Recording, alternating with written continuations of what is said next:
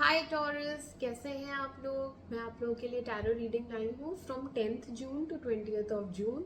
तो देख लेते हैं क्या है आप लोगों के लिए मैसेजेस। और ये एक जनरल रीडिंग है तो ये सबके साथ रेजोनेट नहीं करेगी। Okay. Messages for taurus 10th to 20th June. Messages for taurus 10th to 20th June. Relationship messages for Taurus 10th to 20th of June.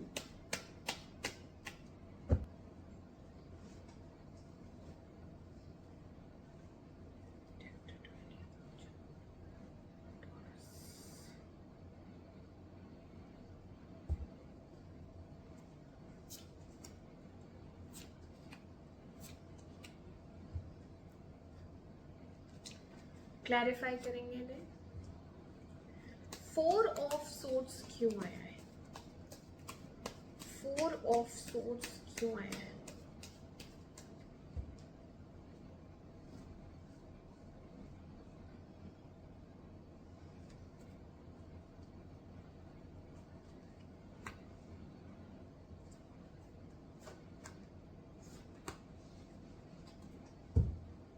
Seven of pentacles क्यों है यहाँ?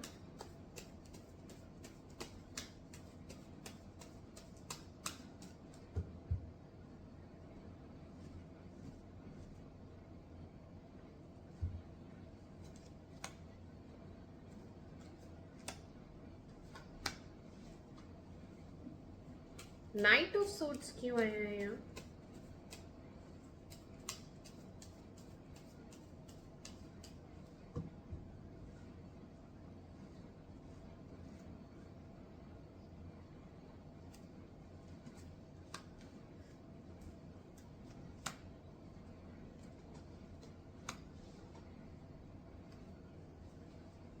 थ्री ऑफ सोर्ड्स क्यों है यहाँ?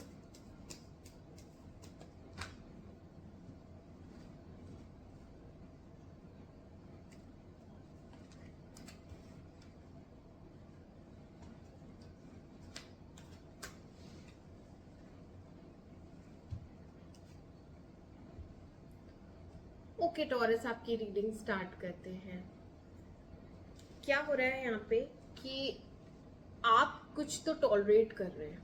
Okay, बहुत ज्यादा tolerance और सहना नहीं होता, सहन शक्ति आपकी बहुत ज्यादा है दुख सहने की।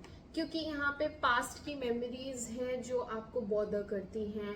आप परेशान रहते हैं क्योंकि आपको पास्ट में जिस इंसान के साथ आपने अच्छे पल बिताए उसकी याद आती है। तो यहाँ पे आप यादों में हैं। कुछ लोगों के लिए यहाँ पे कन्फ्रंटेशन की भी एनर्जी आई है जो ये बताती है कि आपको उस इंसान से बात करनी है। क्योंकि आप प्यार बहुत ज्यादा करते हैं या करती हैं। जो भी पास्ट में हुआ है वो सब आप भूल के एक बार फिर आमने सामने बैठ के सब क्लैरिफाई करना चाहते हैं कि जो हुआ उसको जाने दो। ठीक है। और जितनी भी ईगो प्रॉब्लम है आपके अंदर उसको भी आप दरकिनार करके उस इंसान से साफ साफ बात करना चाहते हैं। ठीक है। जो भी बात आपके मन में है आपको उनसे करनी है। क्यों करनी है? क्योंकि आप उसको जाने नहीं देना चाहते। आप इस रिलेशनशिप को ऐसे ही खत्म नहीं करना चाहते कि ये खत्म हो जाए। नहीं, बहुत सारी यादें जुड़ी हुई हैं और ये इंसान आपके लिए बहुत बहुत मायने रखता है, बहुत वैल्यूएबल है। ऐसे ही इतना इजी नहीं है इसको भुला पाना या इसको छोड़ देना। इसीलिए आप पेन में हैं क्योंकि अभी भी आपको ये जो सेपरेशन है ये दुखता है, चुभता है कि मैं या तो इनिशिएट करूं बात करना, क्योंकि उधर से तो कुछ हो नहीं रहा है तो मैं ही बात कर लेता हूँ। तो यहाँ पे आपको हील होना है।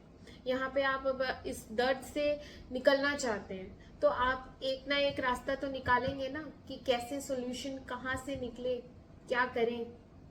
तो हो सकता है आप बात करें, हो सकता है इन 10 दिनों में।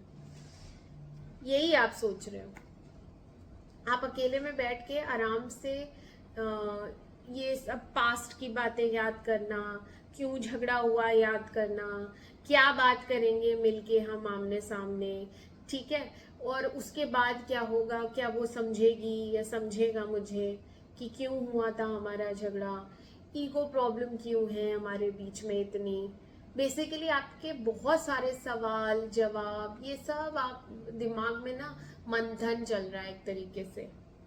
तो आप आराम से अकेले में बैठ के कंटेम्पलेट करेंगे।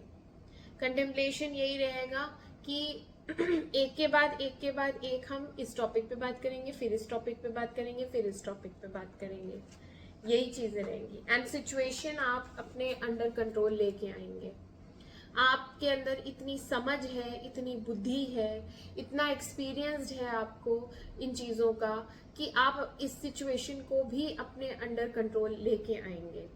जो भी चीज़ें आउट ऑफ कंट्रोल हुई हैं तो वो सब आप कंट्रोल में लाएंगे। और यहाँ एक कमिटमेंट भी दिख रहा है आपकी तरफ से कि मैं इस इंसान को छोड़ नहीं सकता, ये मेरी ही है और मैं इसको कमिटमेंट दे रहा हूँ आगे के लिए। Now there will be no nonsense. अब कोई फालतू की बातें नहीं होंगी, अब सीधे शादी की बात होगी या एक लॉन्ग टर्म रिलेशनशिप की बात होगी। यस, किंग ऑफ पेंटिकल्स एक स्टेबिलिटी के लिए, एक सिक्योरिटी के लिए, लॉन्ग टर्म रिलेशनशिप के लिए आप कमिटमेंट देने वाले हैं।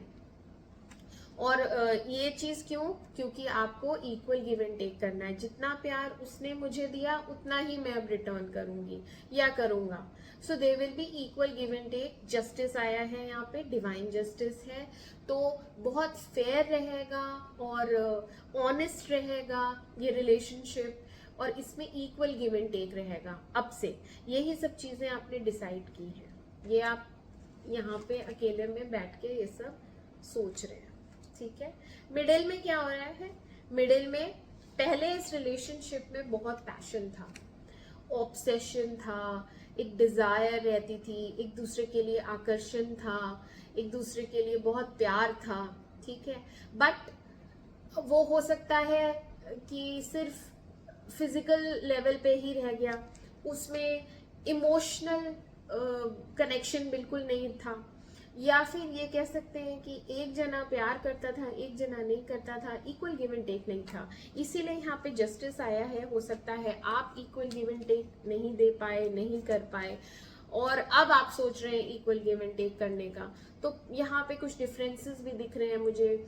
यहाँ पे कंपैटिबिलिटी इश्यूज हो गए, कुछ बातें आपको सही नहीं लगती थी, कुछ बातें उसे सही नहीं लगती थी, और लैक ऑफ कम्युनिकेशन और ईगो की वजह से ईगो क्लैशेस बहुत दिख रहे हैं यहाँ पे रिलेशनशिप में। एंड क्लियरली यहाँ पे आपकी तरफ से एफर्ट्स कम दिखे हैं, ठीक है। आपने उतने एफर्ट्स नहीं डाले, आप उतने सीरियस नहीं थे, आप उतने पैशनेट नहीं थे इस रिलेशनशिप में। फिजिकली भी सिर्फ शुरू में ही पैशन था, बाद में नहीं रहा, जिस वजह से ये ब्रेकअप हुआ है, ठीक है। बट अभी आप सोच रहे हैं कि मैं ऐसा करूं, मैं उससे कन्फ्रंट करूं, मैं बात करूं और चीजें सॉर्ट आउट करूं, क्योंकि अभी आपके लिए ये इंसान बहुत इम्पोर्टेंट है। आप इसको जाने नहीं देना चाहते। वो हो सकता है इसलिए कि इसके जैसा आपको दूसरा कोई नहीं मिला, इसकी तरफ से अनकंडीशनल लव था, इसीलिए अब आपको देना है। ये आप हैं जो सोच रहे हैं, ये आप हैं जो कंट्रोल करना चाहते हैं इस सिचुएशन को, इस रिलेशनशिप को, कमिटमेंट देना चाहते हैं। पहले नहीं था, पहले यहाँ पे सिर्फ फिजिकल रिलेशनशिप था और कमिटमेंट नहीं था। बट यहाँ पे आपने कुछ रियलाइज किया और अब आप सीरियस हो चुके हैं, ठीक है। आगे चलते हैं, लास्ट के दिनों में क्या हो रहा है। लास्ट के दिनों में भी एक लास्ट के दिनों में यहाँ पे किसी की शादी है, ठीक है। ये उन लोग के लिए मैसेज है जो शादीशुदा लोग हैं।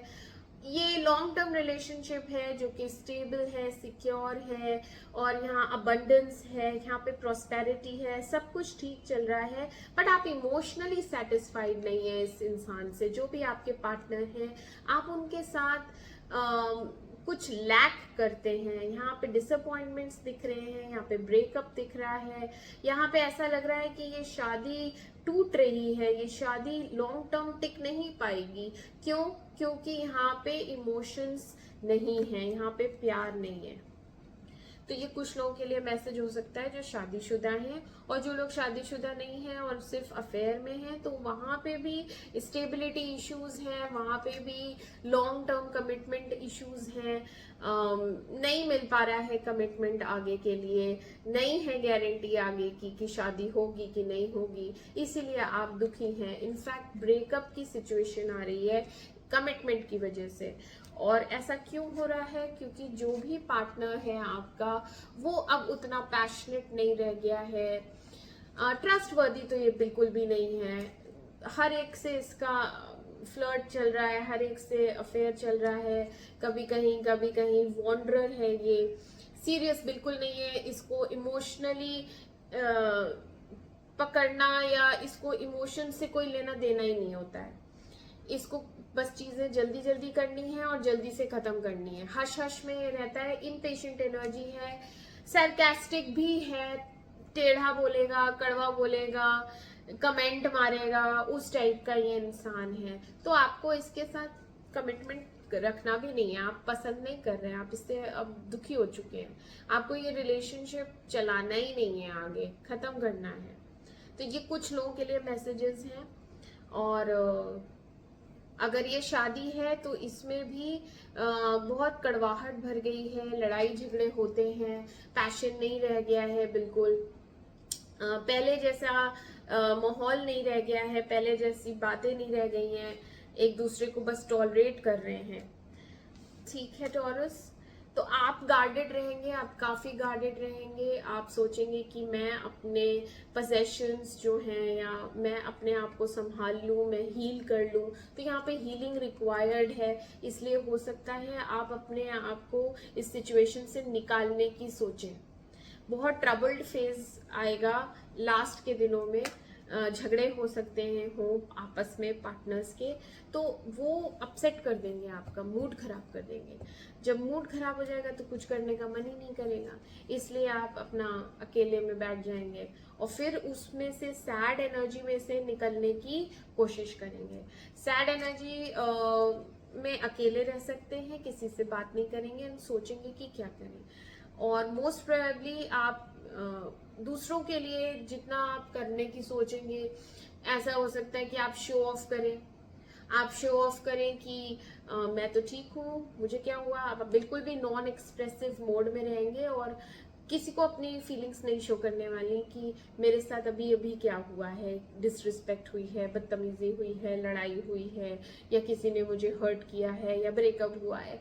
ये सब तो आप बिल्कुल मास्क लगा के, स्माइल करके, और दिखावा चलेगा आपका यहाँ पे। ठीक है, तो ऐसी एनर्जी है टॉरस। ये थे आपके मैसेजेस फॉर 10 डेज। मैं आपसे मिलती हूँ आपकी अगली रीडिंग में। तब तक के लिए मेरे चैनल को लाइक करें, सब्सक्राइब करें। Do take care of yourself. Bye bye.